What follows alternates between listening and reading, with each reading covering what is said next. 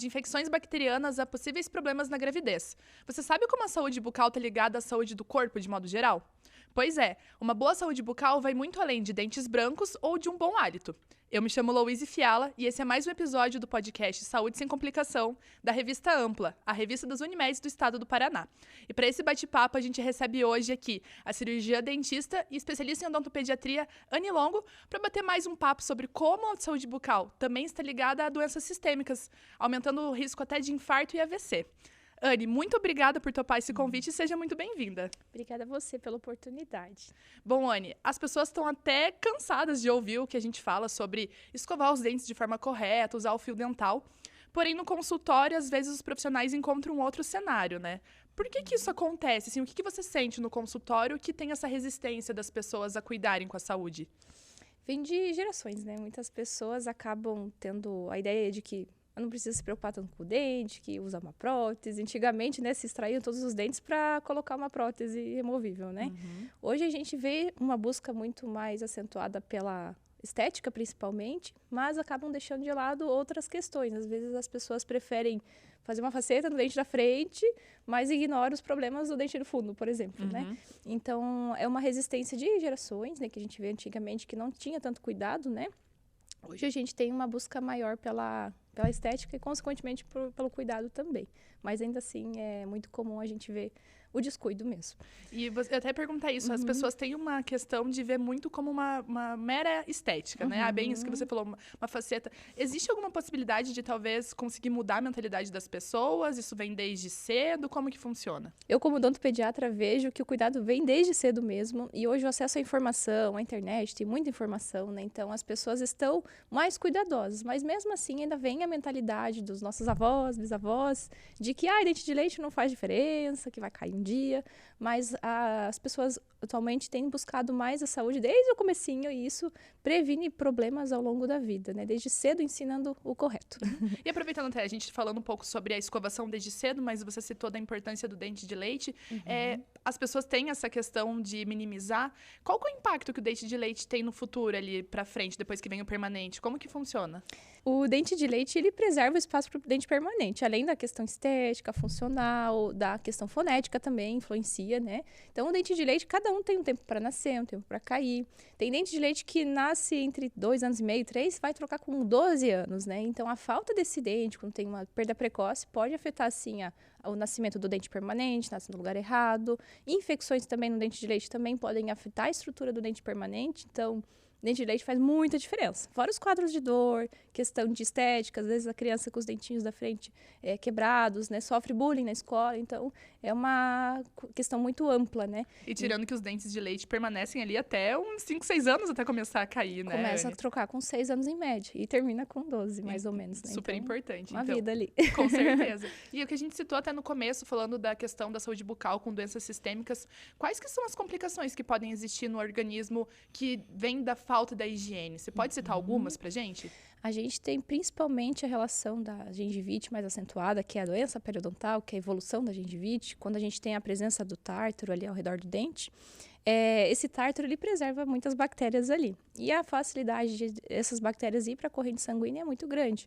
Então, pessoas, por exemplo, que já têm um quadro de problema cardíaco, né, alguma questão sistêmica ali, pode ter uma facilidade maior de ter bactérias da boca indo para o coração. O vaso sanguíneo ao redor da gengiva passa o sangue que vai também para o resto do corpo, para o coração. Durante a gestação, a gente também pode ter um risco maior de bactérias da doença periodontal e estimularem também o parto prematuro, também está relacionado com baixo peso ao nascer. Então, por conta desse processo inflamatório mais acentuado também durante a gestação, e também o risco de acontecer isso por conta da doença periodontal, se ela já estiver instalada. E duas questões ali da tua fala. Primeiro, em relação você falou de a pessoa já ter algum problema cardíaco e tudo mais. Como que entra o fator genético nessa história? Assim, não só em relação às doenças, por exemplo, minha mãe, meu pai tem alguma questão de periodontite, eu também posso desenvolver, como também numa doença cardiovascular. A família já tem um histórico, a pessoa ali também já tem que ter uma atenção redobrada para a saúde bucal nesse sentido?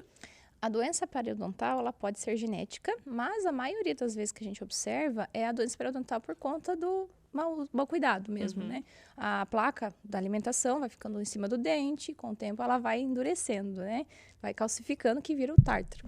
E se esse tártaro não é removido, não é bem limpo ali, regularmente, ele vai se acumulando cada vez mais, indo para baixo da gengiva, comprometendo os tecidos de suporte. Então, é muito mais de um cuidado individual da pessoa do que muitas vezes fator genético. Mas existe doença periodontal genética, só que é um pouco mais raro, digamos assim, né? Então, a mais comum acaba sendo realmente a da má higienização mesmo. E em relação às gestantes, você falou sobre questão de parto prematuro, enfim. Porém, muita gestante tem um certo receio, um medo ali durante o período da gravidez de buscar o atendimento odontológico quando tem alguma dor, porque já foi difundido numa época, né? Você não pode usar esse remédio, tomar esse tipo de anestesia. Como que é nesses quadros em relação à gestante? Qual que é a orientação que você traz? Vem muito esse medo mesmo, tanto pelos próprios profissionais dentistas, né, quanto pelas gestantes. Mas é imprescindível o cuidado da gestante desde antes de ter o bebê. Se é um bebê planejado, já vamos começar desde cedo, porque a gente vai eliminar focos de infecção da boca. E durante a gestação é muito importante também a gente estar cuidando da higienização, removendo focos de infecção, seja lesões de cárie, tártaro, né? Então, para manter realmente a saúde bucal, para não influenciar durante a gestação inteira, né? E claro, a gente tem medidas muito mais cautelosas. Se é um procedimento que a gente pode deixar para depois da gestação, melhor ainda. Mas a manutenção da saúde bucal é muito importante. Anestésicos a gente tem diversos tipos também. Então, existe um que é super seguro em gestantes. Então, é mais um receio geral mesmo, mas é imprescindível o cuidado da gestante. Hoje em dia já está mais moderno também nessa situação. Exatamente. E na gestação também a gente tem uma facilidade maior de ter problema de gengivite. Existe a gengivite gravídica, porque a questão inflamatória está muito mais exacerbada no corpo, por questão hormonal, liberação de prostaglandinas, que acaba sendo um fator que exacerba ali a resposta inflamatória mesmo, e aí a gengivite acontece mais fácil. Lesão de cárie também pode acontecer mais fácil, porque aí acaba a gestante consumindo às vezes mais alimentos cariogênicos. É um período delicado ali, né? Às vezes o aumento do consumo dos alimentos cariogênicos, baixa escovação, então favorece ali o desenvolvimento de cárie. Mas se a gente está cuidando desde cedo, né, vai propiciar também um benefício para o bebê, que vai vir nascer com bons hábitos já desde cedo, porque essa mãe não vai ser orientada só para ela, mas para o bebê também. Com certeza. E assim, a pessoa durante a escovação, durante a higienização, quais são os sinais de alerta que ela pode perceber que ela deveria buscar realmente o atendimento de um profissional? Primeiramente, quando a gente passa a língua ao redor dos dentes e sente eles meio áspero, alguma coisa está errada. Muitas vezes é a presença do tártaro ali que deixa o dente áspero. Quando você vai escovar e sente um sangramento com facilidade, fio dental com sangramento fácil, né? Vai comer alguma coisa, já sangra a gengiva, então alguma coisa aí está errada. Mau hálito também pode influenciar, pode ter alguma lesão de cárie, ou então um tártaro mais acentuado ali em alguma região. E também sensibilidade, sentiu sensibilidade para comer alguma coisa, uma dor espontânea. Então, vários desses fatores a gente vai observar. Mas se a sua gengiva sangra com facilidade, é sinal que alguma coisa está errada. Então, tem alguma coisa errada. Então, tem algum limite do que é normal ela sangrar? Por exemplo, sangrou hoje e ficou 3 dias sem sangrar. Tem alguma coisa que pode ser considerada comum, que não seria um sinal de algo mais grave? Ou todo sangramento é grave? O sangramento da gengiva, ele é comum, mas não é normal. Então, por exemplo, uma pessoa que não tem costume de passar sempre o fio dental, passa uma vez na semana, por exemplo, vai sair sangue. Então, isso quer dizer que a gengiva está inflamada. Mas se a gente começa a usar todos os dias, passar todos os dias, entre 2, 3 dias, tende a reduzir esse sangramento. Então, é natural acontecer um pouquinho, né? Mas se ele está muito prolongado, se está sempre sangrando, vai comer uma coisa, está muito sangrando muito, né? Aí já é uma coisa perigoso mesmo, né? É muito comum as pessoas evitarem de passar o fio porque a gengiva está sangrando. Começou a sangrar, parei de usar porque dói. E justamente quando tá assim que a gente precisa reforçar o uso. É um ciclo, né? Sim. A gengiva sangra, evita de passar e continua sangrando, enfim, né?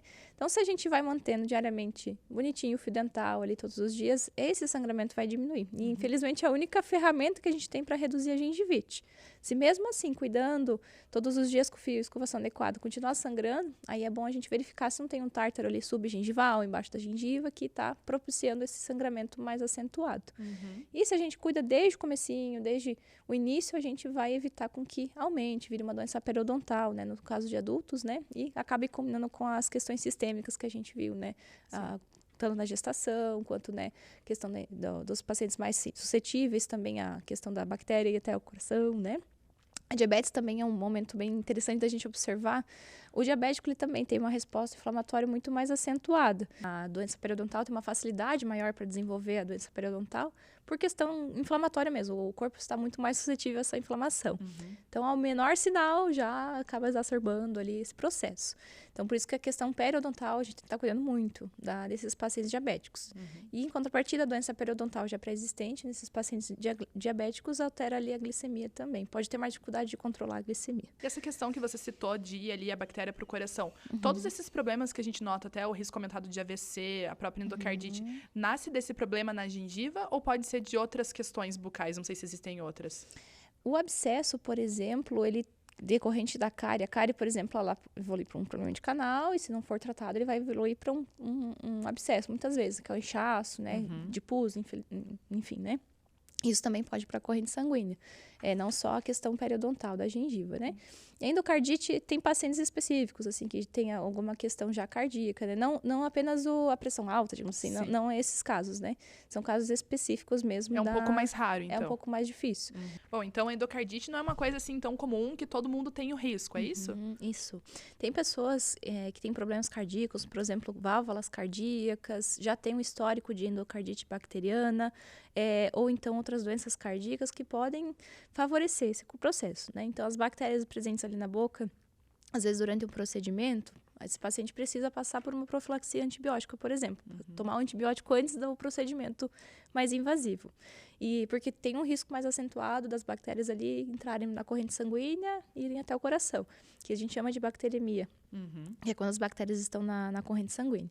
Então, esses pacientes específicos têm uma facilidade, talvez, de desenvolver esse processo de endocardite. E até a gente fala assim de gengivite, sangramento, se você citou a sensibilidade. Existem hoje no mercado muitos produtos que prometem resolver todos os problemas, né? Ou é para gengiva, ou é para deixar o dente mais branco, enfim.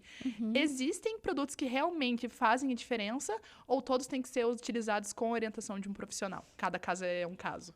O ideal é ter uma indicação, orientação. E claro que quando a gente vai por si só comprar ali, é ideal procurar pelos mais simples, os menos cheios de propostas, né? A gente vê muito hoje a questão do carvão ativado, de pastas clareadoras. Esses são um perigo, porque eles têm muitos abrasivos. E aí ele vai dar uma sensação de clareamento, porque ele vai ajudar a remover as manchas da alimentação, que é comumente pigmenta os dentes mesmo. Mas é uma mancha que sai na nossa limpeza, por exemplo, regular no dentista.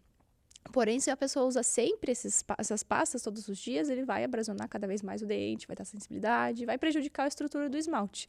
E o esmalte a gente sabe que ele não regenera, né? Então, acaba sendo um problema, pode acentuar a sensibilidade.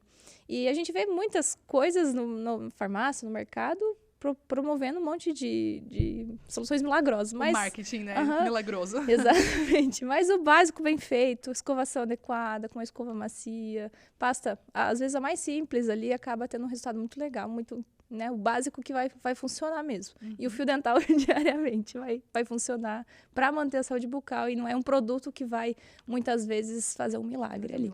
E a gente até comentou ali a situação das crianças. Como que os pais que têm crianças pequenas ou mesmo um bebezinho em casa que começou ali com os primeiros dentinhos, pode ensinar e pode fazer a higienização correta desses primeiros dentinhos? Como eu lido com muitas crianças diariamente, eu vejo que não é um benefício só da criança, mas da família. Então, se a família, os pais já estão bem orientados, têm bons hábitos, vai acabar refletindo na criança. Criança é muito espelho dos pais. Se a criança não vê ninguém usando fio dental em casa, se a criança não vê aquela rotina bem estabelecida, ela não vai fazer. Então, se os pais estão bem orientados, a criança vai acabar sendo beneficiada desde o começo, né? E desde os primeiros dentinhos, se os pais buscam também a consulta com o odontopediatra para receber as informações corretas, ele vai estar sendo orientado ali e beneficiado ao longo da vida mesmo, não só na infância. E na relação das crianças, é igual aos adultos, por exemplo, ali, criança que já tem uma introdução alimentar bem definida, ali com seus 2, 3 aninhos. Escovação depois de toda vez que se alimenta? Não, precisa fazer menos vezes. Quando que entra o uso do fio dental nessa primeira infância? Como que funciona essa questão mais prática? A criança, desde que ela já tem os primeiros dentinhos, é importante a gente ter a escovação, principalmente com pastas com flúor, mas com a quantidade ideal, sempre orientado pelo dentista da família. O ideal é sempre depois das refeições, mas a gente sabe que às vezes a rotina, a criança às vezes é muito resistente à escovação, às vezes acaba não querendo ajuda ou não aceita escovar. Então, pelo menos 2 escovações ao dia, principalmente quando a gente gente tem um mamazinho ali antes de dormir, cuidar bastante com essa ingestão do leite no meio da noite, porque vai ser cada vez mais placa em cima do dente, né? Então, se possível, o máximo de vezes por dia, né? Vai ser importante, mas 2 bem feitas ali acaba ajudando. E o fio dental, desde que os dentes são bem juntinhos. Os bebês geralmente têm os dentes separados, né? Porém, quando termina de nascer os dentinhos, por volta lá dos 2 anos e meio, que é 3 anos mais ou menos, tem os molares lá atrás. E eles acabam sendo bem juntinhos. Então, lá é muito importante, desde cedo, a gente já ter esse hábito do fio dental.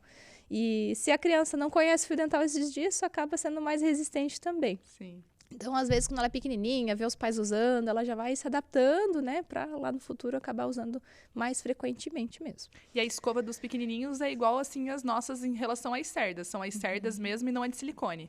Isso. Ou a de silicone funciona. Porque existe hoje no mercado tudo quanto é tipo, né? Sim, as de silicone, elas não fazem uma boa higienização. Elas têm que ser aquelas mesmo tipo de cerda de adulto, né? A de silicone, ela é boa para coçar a gengiva, quando o dentinho tá nascendo, né? Pra criança brincar. Mas a cerda que realmente limpa é aquela que é igual a de adulto, digamos assim. Macia só que tem que ser menorzinha. Sim. Em relação ao mamar, até muitas mães trazem essa, né, reclamação, a gente acompanha, de que muita criança que ainda é amamentada no seio, de madrugada às vezes acorda para mamar.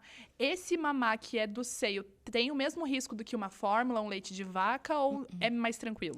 O leite materno, ele tem a lactose, né? Mas a lactose não é potencialmente cariogênica sozinha. Vai ser um problema quando é muito tempo essa placa em cima do dente, vai cada vez se acumulando, cada vez mais, um pouquinho mais. E se tem a placa associada da alimentação do dia, que ofereceria o risco, né? Mas somente ele sozinho, ele não tem esse potencial de causar uma lesão de cárie. Então, se, por exemplo, a criança mamou, dormiu antes de dormir, mas antes ela teve a escovação, tá tudo bem, né? No meio da noite também, teve várias vezes, é bom observar, né? Para não ficar aquela placa em cima do dente. Acordou de manhã cedo, tentar escovar também. Ou se ninguém quer acordar a criança quando ela dormiu depois de mamar. Se conseguir, às vezes, passar uma gaze, um paninho para limpar aquela placa ali de cima. Mas ele, com certeza, ele é bem menos prejudicial do que o leite de fórmula ou de vaca em si. Mas sozinho, potencialmente cariogênico, ele não é. Entendido. E, Anne, assim, a gente falou sobre escovação, sobre o fio dental. Além dessas dicas que são mais difundidas, tem alguma orientação que você traz além? O uso do enxaguante é necessário, não é? O fio dental, quantas vezes a gente usa? Que escova que a gente usa? Quando que troca a escova? Essas questões mais práticas. Enxaguante bucal, ele é como se fosse um perfuminho. Então, ele não é uma necessidade da gente usar todos os dias. Mas a pessoa que gosta de utilizar, faz aquele refrescância, né? Sempre preferiu sem álcool, que o álcool ele acaba ajudando a ressecar a mucosa ali, então não é bom usar. Em crianças é bom evitar também esses com álcool, né? Tem os infantis, então às vezes a criança gosta de usar igual o pai e a mãe, né? Sim, só porque vê os outros usando. Mas ele não traz, assim, um benefício, né? Claro, existem específicos, por exemplo, para tratar pós-cirurgias, para tratar sensibilidade, que daí eles são indicados pelo dentista. Mas aqueles, de forma geral, os mais comuns, é mais pelo gosto de usar mesmo, né? Só a gente não pode substituir a escovação, o fio dental, né? Por um simples bochecho com enxaguante. A escova, de forma geral, sarda macia, né? Cabeça menor, cabeça pequena, para que a gente consiga acessar as regiões posteriores. As cerdas, o ideal é que sejam todas planas, do mesmo tamanho, para que não fique diferença na hora de escovar, né? Que ela escova de forma mais linear, né? Sim. O fio dental é importante diariamente. Todo dia a gente come, todo dia vai ter sujeira nos dentes, né? Sim. E por mais boa que seja a escovação, bem no meio do dente, a escova ela não alcança. Então, fio dental em todas as escovações ou uma vez por dia é suficiente? O ideal seria, né? Mas uma vez ao dia já é bem eficaz e suficiente. Indico geralmente antes de dormir, porque daí à noite, quando a gente dorme, a saliva ela tende a diminuir. Então, diminui também a proteção dos dentes pela saliva, porque a saliva ajuda a equilibrar o pH da boca, né? E com a diminuição dela, aumenta a acidez, aumenta a proliferação das bactérias, né? Então, deixando bem limpinho antes de dormir, tá excelente. E aquela história de ter que trocar a escova toda vez que fica gripado, por exemplo. Quais são as doenças que tem que ir lá, porque a pessoa fica... Tem gente que não troca escova nunca, né? Uma vez por ano e olha lá. Como que funciona essa troca? Quais doenças que são necessárias? Ou não fiquei doente, minha imunidade tá boa? Com qual a frequência que eu troco? Quando a gente fica resfriado, a questão de garganta, sinusite, essas coisas, é bom trocar porque fica ali os fungos, as bactérias e vírus, né? É bom trocar. Se a escova tá mais aberta, muito machucada, digamos assim, igual uma vassourinha, é bom trocar também. Mas se tá tudo perfeito, tudo certo, a cada 3 meses é ideal porque ela vai acumulando fungos ali, é bom acabar trocando, em média, a cada 3 meses, se não tiver tido nenhum resfriado nem nada. E, Anny, a gente até citou no comecinho aquela questão mais estética, das pessoas se preocuparem talvez com faceta. Quem tem faceta, a higienização é igual de quem não tem ou ela precisa ser redobrada por algum motivo? E a manutenção também dessas facetas, como que funciona? As facetas, existem 2 tipos, né? A de resina e a de porcelana. Se você instalou as facetas e você tem sentido muito sangramento na gengiva, mesmo cuidando, alguma coisa pode estar errado, né? É importante buscar o seu dentista, né? Para verificar se não tem nenhum excesso, nenhum sobrecontorno que estão inflamando essa gengiva, né? Mas, de forma geral, o cuidado vai se manter o mesmo. Nas de resina, principalmente, a gente tem que cuidar muito com a pasta de dente que usa. Por exemplo, aquelas de carvão que as pessoas gostam muito de usar. Ela pode estragar a resina, vai desgastando a resina, perdendo brilho, né? Então, acaba comprometendo a resina. E as facetas de porcelana, elas tendem a ter mais resistência a essas coisas, né? Mas, de qualquer forma, a gente tem que cuidar igual. Sim. Escovar, passar o fio, né? Sempre prezando pelo mais simples, né? Ou a recomendação do dentista da pessoa, né? E existe até uma história, daí eu não sei se você pode responder, mas de que quem tem as facetas, na realidade, às vezes tem mais tendência a ter mau hálito. É real ou é porque talvez a pessoa descuide da higienização correta? Pode acontecer, sim, por conta tanto da não higienização, né? Quanto por excessos do material. Às vezes ele fica com gordinho, digamos assim, perto da gengiva, e aí isso vai acumulando sujeiras ali que o próprio paciente não consegue limpar. E aí, às vezes, isso que acaba causando mau hálito mesmo, né? E aí, então, nesses casos, é interessante buscar um profissional que realizou e, às vezes, precisa de algum polimento, algum acabamento ali para deixar bem zeradinho, digamos assim, o término, para não ficar com excessos acumulando bactérias e sujeiras. Tende a acumular, então, mais resquício de alimento, coisas assim. Se ele está mal adaptado, senão, a princípio, não é para correr. Não era para ter o mau hálito se a pessoa está cuidando certinho. Isso, exatamente. E, Anny, uma coisa que é muito importante, qual que é a frequência que a pessoa deve buscar o dentista, ir lá fazer uma limpeza? Qual que é o recomendado? A gente tem a média de 6 meses, né? Mas existem pacientes que precisam vir um pouquinho antes, né? Por exemplo, os pacientes que têm problema já periodontal, eu sempre recomendo vir a cada 3, 4 meses para manter ali a limpeza, porque mesmo que a gente cuide em casa, sempre vai acabar acumulando um pouquinho de tártaro em alguns cantinhos, né? Vai acumulando manchinhas também na alimentação, então a limpeza profissional vai ajudar a remover, né? Tem pacientes que cuidam tão bem que a gente pode estender um pouquinho mais, 8 meses, 1 ano, às vezes, né? Mas a média aí é 6 meses de forma geral, né? Pra gente estar mantendo sempre tudo bonitinho e limpinho.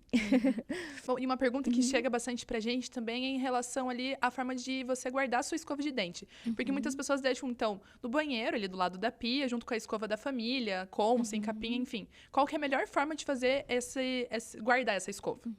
Essa escova, o ideal de ser guardada é ela estar bem seca, né? Se escovou, secar ela com papel de preferência, né? A toalha, às vezes, acaba sendo meio ruim por conta da questão das bactérias e fungos que acumulam, né? Então, se for armazenar dentro de uma capinha, é bom estar bem sequinho, porque a capinha ela acaba abafando essa escova e gerando mais proliferação de bactérias, né? O ideal é que não estejam todas juntas, né? Encostando uma na outra, né? Da família. E contato com o ambiente externo, digamos assim, o banheiro tem muita proliferação ali no ar, né?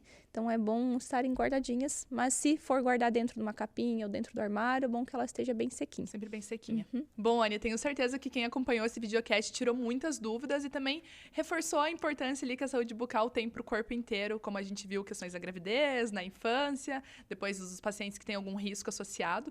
Muito obrigada mais uma vez por ter topado esse bate-papo e seja bem-vinda quando quiser voltar também. Muito obrigada a você pelo convite, pela oportunidade. É um prazer estar aqui.